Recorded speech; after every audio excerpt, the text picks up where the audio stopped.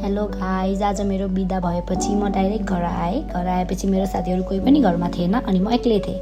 अनि मैले उनीहरूको लागि डिनर बनाउने प्लान गरेँ। अब चाहिँ म उनीहरूको फेभरेट आलु भुजिया बनाउँदैछु हस्।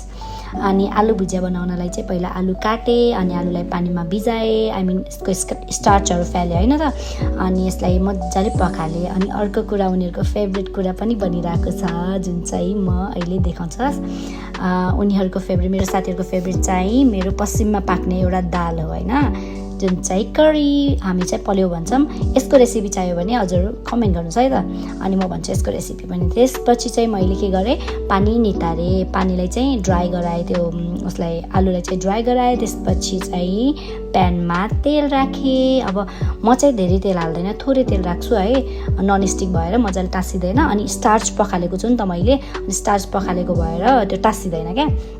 अनि थोरै जिरा राख्ने, अनि मलाई चाहिँ जिरा राखेको एकदमै मनपर्छ। जिरा राख्ने, जिरा अलिकता कालो कालो हुने बेला चाहिँ हामीले आलु पनि राखिदिने माथिबाट। अनि यो आलुलाई चाहिँ नछोपेर पकाउने, छोपेर पकायो भने स्टिकी हुन्छ, नछोपेर पकाउने।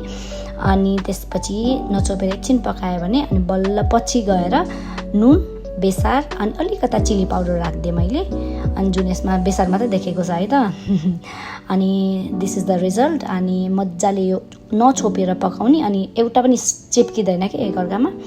फाइनली पाक्यो। अब चाहिँ मैले भात चामल पनि भिजाएर राखिसकेँ, जुनमा उनीहरू आएपछि बल्ल पकाउँछु भात, तातो तातो खानालाई। मेरो खाना बन्यो। अब चाहिँ म किचन सफा गर्छु। अनि that's all. Thank you for watching my video.